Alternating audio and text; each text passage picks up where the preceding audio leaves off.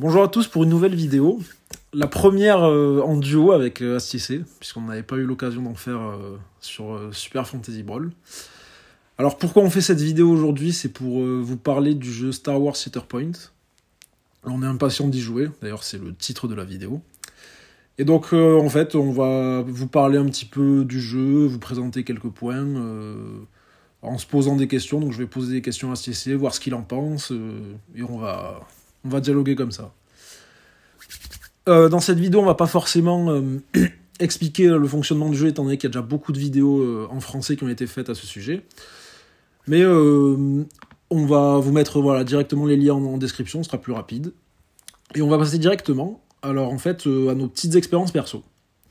Nous, on a commencé les jeux de société compétitifs avec Crossmaster, avec Astice, avec Destiny, Star Wars Destiny, et Star Wars Legion, qui est aussi un jeu de figurines. Et moi, la question que je voulais te poser, Astice, c'est en comparant avec les jeux que j'ai cités, est-ce que tu penses que Shatterpoint, en termes de praticabilité, donc le temps d'installation, le temps d'une partie et tout, est-ce que tu penses que ça va être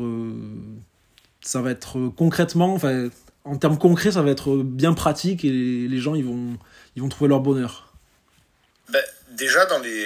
Bonjour à tous. Déjà, dans les jeux que tu as cités, il va falloir séparer les jeux en deux catégories. On a les jeux, comme tu as dit, de figurines avec Crossmaster et Star Wars Legion. Et Star Wars Destiny, pour le coup, c'était un TCG. Donc, au niveau praticité, on ne pourra jamais faire mieux qu'un jeu de cartes qui rentre forcément dans une petite deckbox. Donc ça, c'est pas comparable.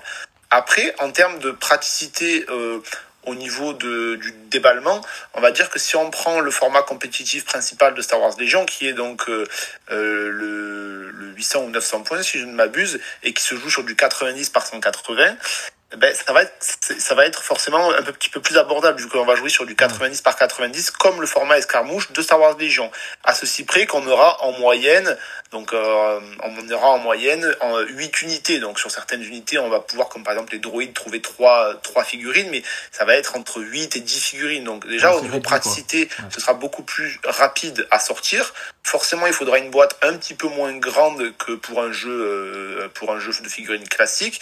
Et du coup, pour le coup, ce sera des parties qui, normalement, ont une vocation à être un petit peu plus dynamiques, que c'est un jeu d'escarmouche et non pas un jeu de bataille rangée. Après, est-ce qu'on peut le comparer avec Crossmaster? Donc, pour ceux qui ne connaissent pas, Crossmaster, c'est Dofus, mais en jeu de société. Là, après, l'avenir nous le dira, parce que du coup, c'était un jeu de plateau, au final, Crossmaster, avec un support figurine. Donc, le plateau était beaucoup plus rapide à mettre en place. Et du coup, les lignes de vue sont beaucoup plus rapides à calculer. Mais au niveau praticité, je pense qu'en effet, Star Wars Shatterpoint, ça s'annonce déjà comme sûrement le jeu le plus attendu de cette année 2023 et les plus gros espoirs des joueurs. Si tu l'as dit, pour transporter tout simplement. Ça a son importance en soi. Donc tu as répondu après, un petit peu. C'est le décor qui va surtout falloir transporter. C'est vrai. Ça compte aussi, ouais. Donc tu penses à quel niveau, à quel degré tu penses ça va ravir les joueurs, ça, Shatterpoint, même si tu as déjà un peu répondu à ce niveau-là? Je pense que Shatterpoint, comme j'ai dit, c'était très attendu parce que, moi, j'avoue que j'ai arrêté Star Wars Legion, comme beaucoup, il y a eu le confinement, j'ai essayé de reprendre, mais ça a été très compliqué, surtout pour moi, le jeu de figurines, c'est un jeu qui se joue en physique, et moi, j'ai pas passé le cap du TTS pour les tournois France, etc. Donc ça a été assez complexe, puis de ressortir toutes les figurines, et puis en fait il y a eu un gros moment où il n'y a pas eu beaucoup de sorties, puis d'un coup il y en a eu beaucoup trop, c'était relativement cher, donc c'était pas forcément facile de suivre. Et Marvel Crisis Protocol a eu ce gros avantage en fait de pouvoir combiner un petit peu tous les personnages en fonction de certains mots clés, comme on va le voir plus tard dans Star Wars Shatterpoint. Et donc le team building en fait sur Shatterpoint me paraît beaucoup plus libre que seulement les factions République, Empire, Rebelle, etc. de Légion. Et il y a surtout cet aspect de n'avoir que quelques figurines, donc c'est beaucoup plus simple. On va dire c'est beaucoup plus simple, beaucoup plus malléable dans la construction d'équipe, tout en gardant une énorme profondeur. Mais je pense que c'est attendu pour beaucoup parce que c'est du Star Wars, donc la licence général elle est assez porteuse. Il y aura une question à ce sujet après.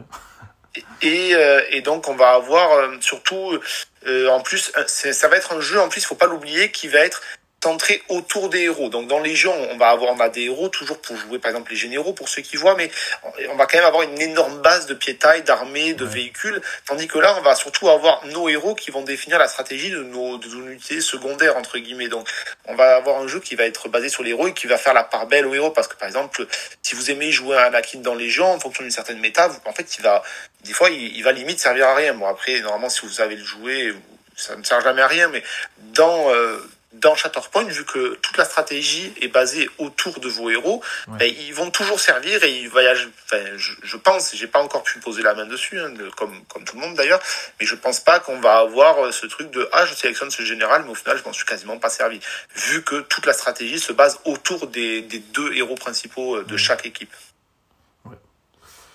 Alors, j'ai 2 questions à te poser. La première, je te la pose tout de suite, mais tu réponds pas de suite. Ensuite, tu en poses une autre qui est inévitable. Et après, on revient à la première. Donc, la première, en fait, c'est même pas une question. C'est même si je sais qu'on n'a pas encore eu assez d'éléments, tu vois, de statistiques, des persos, tout ce qui est détaillé et tout. On n'a rien encore trop à se mettre sous la dent là-dessus. Même les mots-clés, tout ça. Mais si tu devais donner 3 mots-clés pour l'instant, 3 mots, 3 adjectifs, pour qualifier le jeu, ce serait quoi ? Tu réponds pas, tu réfléchis un peu, tu le mets dans un coin de ta tête. Et là, on est obligé de venir à la question tant attendue. La comparaison avec Super Fantasy Brawl. Alors, le problème de Super Fantasy Brawl, je pense que c'est le même pour tout le monde, c'est qu'il n'y a pas eu de tournoi. Le temps d'attente entre la hype qu'il y avait sur tous les groupes Facebook, et j'en passe, je ne sais quoi, il y a eu trop de temps entre la livraison. Il y avait une vraie hype et le jeu est très bien, mais il s'est cassé la gueule parce que ça n'a pas suivi avec les éditeurs derrière et il n'y avait aucun lien avec les boutiques. Est-ce que tu penses que la promesse peut être faite avec Shatterpoint ? Alors la promesse, elle sera forcément faite dans le sens où dans Atomic Mass Game a déjà un système de jeu organisé en place. Donc avec des kits de tournois, etc. Et puis le distributeur en France de Atomic Mass Game, c'est Asmodee, faut pas l'oublier, donc le plus gros distributeur connu en France, voire si ce n'est mondial. Donc on sait déjà que Asmodee, nous on a pu le constater donc avec Destiny et tous les jeux qui sont inhérents à ce distributeur, que les kits de tournoi sont là, sortent, on l'a vu avec Légion, ça a été le cas avec X-Wing qui a duré quand même pendant beaucoup d'années et qui continue à durer. Donc oui, ils ont déjà la base en fait du jeu organisé, ils savent comment ça fonctionne, ils savent comment le mettre en place c'est une entreprise de confiance dans laquelle les joueurs ont confiance, les ludicaires ont confiance, donc on sait qu'on peut passer par à la différence de Mythic Game que forcément je déplore comme pour beaucoup, mais qui était une entreprise on va dire toute jeune qui a d'un coup essayé d'exploser, mais qui avait fait de Super Fantasy Brawl son jeu fer de lance pour le jeu organisé à venir sur ces différents jeux, mais qui pour des soucis qu'on n'évoquera pas forcément dans la vidéo, a dû céder Super Fantasy Brawl à Cool Mini or Not, et donc on sait très bien que le jeu organisé sur Super Fantasy Brawl ne verra pas le jour, n'a pas vu le jour, puisque il n'y a pas eu de vrai tournoi officiel à aujourd'hui. Et Cool Mini or Not, on sait que c'est souvent des jeux, donc c'est, pour ceux qui connaissent pas, Cool Mini or Not, c'est essentiellement du zombicide. On sait que le jeu organisé, c'est pas forcément ça, donc faut pas compter sur Cool Mini or Not pour faire du jeu organisé, en tout cas sur Super Fantasy Brawl. Mais bon, on n'est pas là pour parler de ça, sachant qu'en plus à ce sujet, moi, pour avoir eu la chance d'aller au festival de Cannes en tant que du coup professionnel, j'ai pu discuter un petit peu avec les gens sur place de Cool Mini or Not, et ils n'avaient, si ce n'est pas d'infos sur Super Fantasy Brawl, ou du moins même pas le droit d'en révéler, donc je pense qu'au-delà de ça, ils n'en avaient pas tout simplement pas d'infos, puisque c'est trop frais. Donc je pense que ce sera très peu difficile de faire mieux que Super Fantasy Brawl. Mais Shatterpoint, c'est clairement un jeu qui est tourné pour le tournoi. Faut pas oublier que... Alors que Super Fantasy Brawl l'était aussi initialement. Faut pas le cacher non plus. Il avait tout pour plaire à ce niveau-là, mais c'est juste qu'il a déçu derrière, en fait. Non, je suis pas d'accord. C'est pas Super Fantasy Brawl qui a déçu.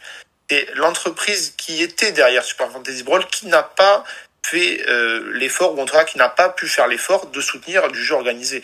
C'est pas le jeu qui a déçu, le jeu était très bon, il y a eu les 2-3 errata qu'il fallait, ça tournait très bien, il y avait une méta, les game designers ont été à l'écoute, on le voit notamment avec les nerfs qu'il y avait eu sur Corvache, etc.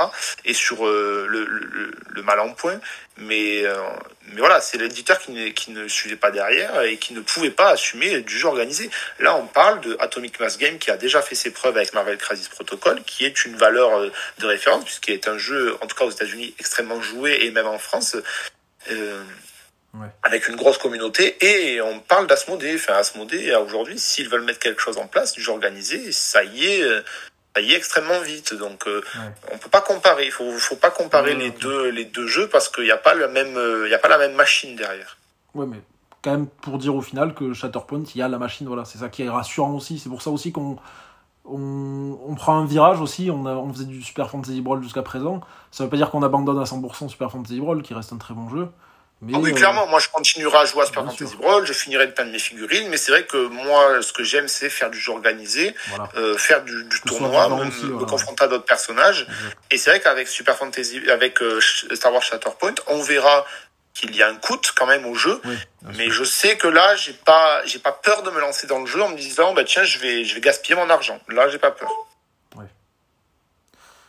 Alors, est-ce que tu peux répondre à la première question, du coup, les trois mots, 3 adjectifs, en évitant de me dire c'est dynamique, c'est intelligent? Je dirais... alors c'est idiot, parce que oui, en effet, de pas dire dynamique, mais c'est un jeu, donc par la base, qui va se faire... qui va pas prendre, ça va pas se dérouler en round, ça va se jouer en activation successive. Ça va être comme Star Wars Destiny pour ceux qui voient, c'est-à-dire je fais une action, du moins j'active un personnage, tu en actives un, etc. Donc pas du dynamisme, mais je trouve que ça répond très bien à un combat, en fait. C'est chacun fait une action et du coup tu t'adaptes en temps réel. C'est pas comme un jeu de cartes classique comme Magic où je vais jouer tout mon tour, je vais jouer toute ma main, je vais faire des combos et tu vas rien pouvoir faire si ce n'est avec ta petite carte éphémère ou autre. Là, on va vraiment avoir des réponses à jouer tout le temps. Donc, en effet, pas dynamique, mais comment dire, ça va être interactif. Ça va être un jeu qui va être très interactif. Ensuite, le deuxième mot-clé, je dirais que ça va être un jeu où on va... je vais dire combo parce que là j'avoue que j'ai pas d'autres mots en tête que combo, mais on va avoir en fait des personnages qui vont activer certaines capacités en fonction de mots-clés. Mais on voit que par exemple, ce sont pas des mots-clés par exemple pour les autres personnages de la République. Ça pourrait être par exemple pour les autres Mandaloriens. Sauf que les Mandaloriens, on va avoir les Mandaloriens côté République avec Bo-Katan, avec les Mandaloriens qui la suivent, mais on va également avoir les Mandaloriens du côté de la Death Watch. Alors Death Watch, anciennement Death Watch, mais qui devient Collectif des Ombres avec Gar Saxon, etc. quand ils suivent Dark Maul. Donc, on va pouvoir aussi avoir des combinaisons entre Mandaloriens, mais de factions différentes. Donc, toute cette comment dire, du coup, ce jeu de mots-clés, je trouve que ça va être extrêmement intéressant parce qu'on va pouvoir trouver des mix, je pense, assez originaux. Pour l'instant, on n'a pas assez de matière pour dire ce qui va se passer. Mais qui nous dit, ça se trouve, on va très bien pouvoir faire un mix Général Kenobi et Général Grievous. Donc, allez savoir. Ça, c'est quelque chose qui me plaît. Et après, en troisième mot-clé, je dirais objectif, parce que ce que j'aime bien dans ce jeu, c'est ce qui avait failli me faire dépenser, on va dire, assez d'argent sur Marvel Crisis Protocol. J'aime le fait qu'un jeu de figurines ne soit pas qu'un jeu de bourrin, il faut fracasser l'autre. Et c'est bien qu'il y ait une part d'objectif, de pouvoir jouer certaines choses. Alors maintenant, on le voit partout, sur Warhammer, c'est le cas, sur Légion, c'est le cas. Mais voilà, j'aime qu'on n'ait pas cédé à cette facilité, qu'on se soit tordu l'esprit à trouver des objectifs. De même que, par exemple, les cartes des personnages, vous verrez que, par exemple, Ahsoka Tano peut se jouer en format offensif ou en format défensif. Enfin, vous allez, au-delà de choisir des personnages, vous allez en plus pouvoir choisir la manière dont vous allez le jouer, et donc ça va jouer sur votre manière de jouer les objectifs. Donc, est-ce qu'on va plutôt les rush, est-ce qu'on va plutôt faire de la défense d'objectifs? Donc, c'est 3 mots-clés. Ouais, ça rejoint ce que tu as dit en combo aussi, là, tu vois. Il y a le combo dans le jeu. Les combos, en fait, on va vraiment avoir le choix. On va y avoir les objectifs, et le premier mot que j'ai sorti, l'interaction. Ok. Bon, on peut dire qu'on est tous les deux des fans de Star Wars, ouais. On peut. Ouais, clairement, clairement. Pour pas être sur une échelle de 1 à 10, selon toi, le jeu, il est destiné à combien pour un fan, entre guillemets, hardcore de Star Wars? C'est-à-dire un vrai fan de Star Wars. Bah, étant donné son prix, on peut pas nier, la boîte de base, quand on voit que la boîte de base, elle est, on va dire qu'il y a quoi? Il y a 4 escouades, donc ça fait 8 figurines, ça fait 16 figurines, un peu de décor à 150 €. Bon. Je pense qu'il faut quand même prendre en compte que c'est destiné à des fans de Star Wars, mais à des gros fans, je dirais pas 10, on n'est pas non plus des fans de la première heure, puisque tout simplement on n'était pas nés, mais je dirais quand même qu'il faut connaître un minimum Star Wars, parce que par exemple, Ahsoka Tano, aujourd'hui, si vous n'avez pas vu Star Wars, Clone Wars, Rebels, qui sont donc les séries annexes, périphériques de Star Wars, ou que vous n'avez pas vu la série Mandalorian, bon, je pense que quand même beaucoup de gens ont vu, même des gens qui sont pas forcément fans, vous aurez pas forcément les références. De même que, par exemple, Asajj Ventress, là, on parle même pas de Mandalorian, là, on parle vraiment, soit il faut avoir lu les tout premiers comics Clone Wars, donc qui ne sont plus canon, soit il faut avoir vu, tout simplement, la série Clone Wars. Donc, il y a je pense que certaines personnes, je pense que les gens qui achèteront le jeu sauront très bien qui sont ces personnages, mais je pense qu'il y en a qui, quand ils verront la boîte de base, se diront, tiens, c'est rigolo, qui est ce personnage? Tu réponds un peu à la question que j'avais anticipée après, c'était est-ce que tu penses que ça peut être un frein pour ceux qui ne connaissent pas assez bien l'univers Star Wars? Non, je pense pas. Non, je pense pas, honnêtement. Je pense que le frein principal du jeu, ce sera son prix. Okay, mais ce sera pas. Donc c'est pas fermé aux clients de Star Wars, par exemple. Tu penses pas? Non. Je pense pas. Tu vois, parce que quelqu'un qui connaît pas Star Wars, il va s'attendre à vouloir Vador. Tu vois? Après, on peut s'attendre à ce que ça y soit. Un jeu Star Wars sans Vador. Si on parle de la boîte de base, tu vois, quelque part, peut-être ça répond pas à son attente de vas-y, je veux découvrir Star Wars, il me faut Vador. Ouais, alors attends, après, parce que par exemple, avec Légion, on a vu qu'ils avaient sorti la première boîte, ils avaient sorti la boîte Empire Force Rebelle, et après ils ont sorti la boîte Clone Wars, qui nous dit que dans 3 ans, on n'aura pas une seconde boîte de base avec du coup Vador sur la couverture avec un autre personnage. Moi, j'y crois pas trop, je pense qu'il n'y aura qu'une boîte de base, mais bon, on sait jamais. Ok. Après, toi, du coup, moi, ma petite question, c'est quel serait, là, si tu devais choisir un personnage qui devrait sortir, là, qu'est-ce que ça serait Alors, il y a déjà eu des annonces qui ont été faites récemment, là, le 26 mars, si je dis pas de bêtises. Donc, il y a Ezra Bridger qui a été annoncé, et moi, j'avoue, j'aime bien le perso, je pense qu'il peut être bien... C'est vrai, je trouve qu'en fait, là, jusqu'à présent, ils font des gameplays qui répondent au trait de caractère du personnage. Et moi, ce que j'aime bien avec Ezra, c'est que c'est un peu un Qui-Gon, tu vois, il a de la rage en lui, mais il reste un peu sage malgré tout. Et ça, je pense, tu vois, il pourrait bien faire un gameplay là-dessus, tu vois, quelqu'un qui fonce un peu dans le tas, mais quelque part, il est sur la défensive, ou je sais pas, il serait bon pour ça. Donc du coup, il a été annoncé, mais j'aimerais bien peut-être Ezra, parce que là où il a été annoncé, c'est dans les 2 premières saisons de Rebels. Donc quand il a son sabre bleu, qui est un peu bidon là, c'est un sabre où il peut tirer avec, ça fait un sabre blaster. J'aimerais bien le Ezra niveau supérieur, c'est-à-dire quand il a son sabre vert, qu'il est plus mature, qu'il est plus... ça ressemble à un vrai Jedi, tu vois. Là, j'aimerais bien avoir ce perso-là, tu vois. Et toi, du coup? Moi, c'est comment dire, c'est un peu tronqué parce que moi, mon personnage favori, il est déjà sorti, voilà. C'est Ahsoka. Ahsoka Tano, c'est vraiment de toute la licence Star Wars, je pense que c'est mon personnage favori de très loin. C'était ma question que après, on a déjà vu les visuels, on a déjà vu un visuel donc de Dark Vador, on a déjà vu les Inquisiteurs. Mais moi, j'aimerais beaucoup voir tout l'équipage de Rebels, notamment Kanan Jarrus, dont je suis très fan. Ouais. Et après, je sais pas. Moi, je pense que je me laisse porter par la série. Je vais sans attente particulière parce que, comme ça, au moins, c'est ce qui arrivera. Je sais qu'il y a le Mandalorian qui doit sortir normalement, donc vraiment, non. À part Kanan Jarrus, j'ai pas forcément une attente particulière, étant donné que je suis déjà satisfait avec ma petite Ahsoka. Et Captain Rex, etc. Moi, j'avoue que c'est la première fois qu'en fait on fait la part belle aux personnages qui sont plutôt secondaires et que moi j'ai tendance à bien aimer. Donc du coup au final je me dis tant mieux. Ça tombe bien, j'ai préparé une vidéo qui suit qui parle justement de ça, des personnages secondaires. Ça tombe bien.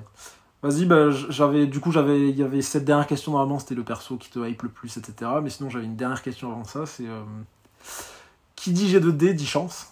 Est-ce que tu penses que la chance va grandement changer le cours des parties, ou est-ce que tu penses que c'est plus l'aspect stratégique qui va prendre le dessus?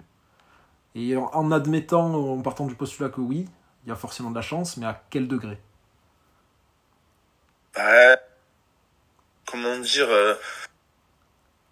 oui et non. Enfin, c'est comme partout pareil. On a déjà vu, par exemple, la Légion, quelqu'un qui a une meilleure stratégie, qui va faire un meilleur placement et tout, va avoir forcément un avantage, mais sur un G2D difficile qui peut complètement se trouer. Et de même, quelqu'un qui est pas forcément très fort, qui va pouvoir gagner. Après, en général, l'expérience, le placement, l'utilisation judicieuse des points de force, de nos compétences fait qu'on a un avantage. Mais c'est un G2D, et un G2D, donc en attaque, vous aurez des dés à 8 faces, en défense des dés à 6 faces, donc ça fait quand même des probabilités assez élevées, donc de 16,5% pour les dés de défense. Et ensuite, vous serez à 25, vous serez à 12,5% sur des probabilités d'attaque. Après, il y a plusieurs phases, bien évidemment, mais oui, quand vous savez que vous jetez 7, 6, 5 dés. Après, la chance, elle est, on peut toujours comment dire, on peut toujours un peu l'influencer avec les capacités, avec aussi les petits arbres, en dessous des arbres de compétences, il y a des espèces de zones qui vont donner des comment dire, des effets en plus. Par exemple, quand vous attaquez le katano avec vos sabres laser, si vous lancez entre 1 et 2 dés en forme offensive, vous aurez 2 touches supplémentaires. Entre 3 et 4 dés, vous aurez 2 critiques. Donc, on peut toujours l'accentuer, mais ça reste un jet de dés. Donc oui, il y aura la part de chance. Il y a des fois où elle sera minime, il y a des fois où elle sera maximale. Puis tout dépend aussi du moment. Il y a des moments où c'est pas forcément crucial, donc tant pis. Mais il y a un moment, par exemple, crucial de, je vais t'attaquer ton héros.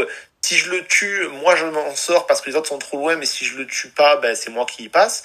Forcément, là, si vous vous trouvez, la partie sera complètement changée. Bon, si c'est 1 ou 2 dégâts, ça changera peut-être pas grand-chose, mais ça, c'est tellement situationnel que, donc oui, il y a des dés, donc forcément, il y aura une part de chance. Et après, la part de chance, c'est en fonction de votre sélection d'armée, de la sélection d'escouade, de la sélection de votre forme offensive, défensive.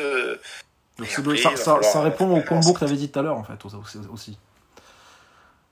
Quelque part. Oui, totalement, ouais. Ok.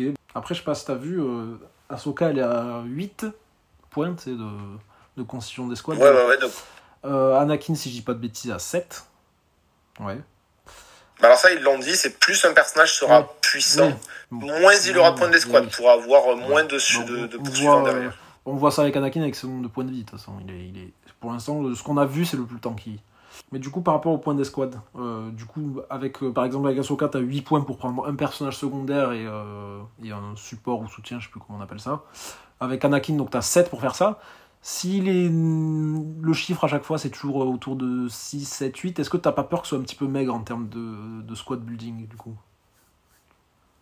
Non, je pense que ça, ils vont y réfléchir. Par exemple, j'imagine mal, je sais qu'ils ont annoncé Plo Koon, j'imagine mal Plo Koon avoir 7 ou 8, je pense qu'on sera plutôt sur du 9-10, mais après ça on verra bien, parce que dans Marvel Crisis Protocol, je sais que je crois que ça va de 1 à 5, les points, je crois que, on va dire un chiffre bateau, mais je crois que on a 10 points pour créer notre escouade, ou 15, ou je sais plus, et ça va de 1 à 5, donc ils trouveront bien le moyen de faire, il y aura bien des personnages principaux, je sais pas, c'est vraiment utopiste de dire ça, mais par exemple, moi je pense à Jar Jar Binks. Bon, Jar Jar Binks serait sûrement par exemple un personnage secondaire, mais si on le met en personnage principal, ce sera sûrement un personnage, je sais pas, qui aura 15, c'est pas quelqu'un qui se bat avec sabre laser, donc après, non, je pense que ce qui va faire le sel du jeu, ça se tourne autour des héros, donc même si on tourne entre 7, 6, 7, 8, 9, ce sera quand même intéressant parce que tout l'aspect du jeu, faut pas oublier que c'est tous les personnages secondaires et les personnages tertiaires qui vont arriver, et donc c'est ça aussi qui va faire le ça va s'étoffer, ça va s'enrichir avec les extensions qui vont arriver aussi, Voilà. Après moi c'est juste le prix faudra suivre les extensions, et je pense que au début il faudra pas avoir peur de sélectionner certaines extensions, et après de toute manière vous pouvez toujours vous échanger avec un collègue, mais voilà, moi ce que je conseille au début, si vous regardez cette vidéo pour commencer, pour vous aider à choisir, moi je vous conseillerais d'aller à 2 en fait sur le jeu. Sûr, et d'y aller à 2 et vous séparez la boîte en 2. Un joue les méchants, un joue les séparatistes, un joue la République, après vous échangez. Mais ça va vachement réduire votre coût d'entrée dans le jeu, donc au lieu de faire 150€ la boîte de base, vous êtes à 75€. Alors après il y a les dés à racheter, mais c'est pas le plus cher, ça c'est pas bien grave. Et après, vous prenez une boîte à côté. Parce que quand on voit qu'une boîte de 4 personnages, par exemple, Obi-Wan Kenobi, c'est 50 €, ben, c'est sûr que ça commence à Après, chiffrer. on Mais peut se poser la question, est-ce que je essayez. vais vraiment le jouer? Et puis après, voilà, on fait des choix et peut-être qu'on prend... par exemple, tu disais le combo, peut-être qu'on va prendre que les Mandaloriens, ceux qui partagent des mots-clés, des choses comme ça. Après, c'est peut-être une façon de consommer le jeu, entre guillemets. Après, chacun se fera son avis. Ouais, bien sûr. Mais je pense que le jeu promet de belles choses. Ouais. Est très attendu. Et je pense qu'on n'est pas au bout de nos surprises et qu'on va avoir droit à un beau lancement. Et il est très attendu. En tout cas, ici, il est très attendu. Et comptez sur nous pour pouvoir suivre le jeu et vous donner les infos. Bien sûr. Après, voilà, il faut prendre en compte que le tournant qu'on fait sur cette chaîne, même si, bon, on sait très bien que on fait ça pour nous, c'est pas... On va pas vous expliquer dans les détails comment ça s'appelle, les mécaniques du jeu. Il y a une chaîne dont on mettra le lien, comme l'a dit Florent en début de vidéo, on va mettre le lien en description, qui le fait déjà très très bien. Je pense aussi à tous les combos, etc., qu'on pouvait retrouver donc dans les recettes du Sarlac qui étaient sur la chaîne de Pierrot. Ça, c'est pas c'est pas ce qu'on souhaite faire. Nous, ce qu'on souhaite faire, c'est exactement comme à Star Wars pour Super Fantasy Brawl. C'est présenter un personnage avec, pourquoi pas, une escouade, dire ses points forts, dire ses points faibles, et après présenter une équipe qu'on mettra en place et pourquoi est-ce qu'on l'imagine. Voilà, nous, on va jouer en compétitif, on va tout faire pour qu'on ait dans le sud de la France. Donc pour ceux qui vivent autour de Nîmes et de Montpellier, on vous invite à nous suivre ou à se rapprocher de nous dans les commentaires ou autres. Nous, on va tout faire pour pouvoir faire prospérer le jeu. Ça, on a déjà vécu ça avec Destiny, avec Crossmaster, où j'étais pour ma part ambassadeur, et sur Destiny, on était tous les deux arbitres. Donc ça nous dérange pas. Et nous, on va vraiment essayer de faire kiffer le jeu, de vous donner envie d'y jouer. Et on va jouer en compétitif, mais on n'est pas là non plus pour trahir. Nous, voilà, tous les deux, on va un peu définir un petit peu aussi dans cette vision, c'est qu'on a sur tous les jeux auxquels on a joué, on a toujours joué en anti-méta. C'est-à-dire on a toujours suivi la méta pour voir ce qui se faisait. Exactement. Mais que ce soit Florent ou moi, on n'aime pas prendre des decks préconstruits, des decks tout prêts, on n'aime pas on n'aime pas copier l'équipe, on aime se faire notre propre idée et on se dit que en maîtrisant une équipe qu'on a fait de A à Z, on peut tout à fait rivaliser avec d'autres équipes. Mais voilà, nous, ce qu'on aime, c'est faire des équipes, faire des teams qui sont rigolotes, qui sortent de l'ordinaire et qui surprennent et au final qui perfent. Donc voilà ce qu'on va essayer, nous, en tout cas, de mettre en avant sur cette chaîne. Bien sûr. Très bien résumé. C'est ça. Voilà, en fait, c'est ça. Je pense ils n'ont pas besoin de nous pour... Quand on connaît le personnage le plus fort, il n'y a pas besoin de nous ou de qui que ce soit pour dire voilà, il est fort. Tout le monde le sait qu'il est fort. Donc voilà, nous, on va aller chercher justement qu'est-ce qui contre le plus fort, comment, pourquoi, par quel moyen, avec quelle combinaison de perso. Je pense que voilà, on a toujours fait du deck building, là, du coup, du squad building, des troupes, je sais pas comment on appelle ça. C'est ça ça a toujours été l'essence de ce qu'on faisait, quoi. Je me suis occupé de faire l'intro de cette vidéo. Je te laisse faire l'outro. Écoutez, attends, putain, tu me prends sur le fait accompli. Vas-y. En tout cas, on espère que ce changement vous plaira. On sait qu'à la base vous nous suivez pour Super Fantasy Brawl, mais on sait aussi que ça faisait un longtemps qu'on n'avait pas posté de vidéo parce que vu la tournure que prenait le jeu, vous y attendiez et nous aussi, donc on voulait pas forcément, on n'avait pas forcément de temps à investir sur un projet qui n'allait pas aboutir. Donc en tout cas, on espère que Star Wars Shatterpoint, c'est quelque chose qui va vous hype. Nous, voilà, comme on a dit, on va essayer de faire en sorte de le suivre du mieux possible, en essayant d'être régulier, d'être le plus régulier possible, et de vous présenter des équipes qui sortiront un peu des sentiers battus et de ce que sûrement vous verrez sur toutes les autres chaînes qui seront dédiées à Shatterpoint. Faire comme les autres, ça ne nous intéresse pas. Nous, ce qu'on aime, c'est jouer et perf en s'amusant. C'est ce qu'il y a de plus drôle. Donc voilà, on espère en tout cas que ça va vous plaire et au plaisir de vous voir pour une autre vidéo. Allez, sur ce, bon jeu.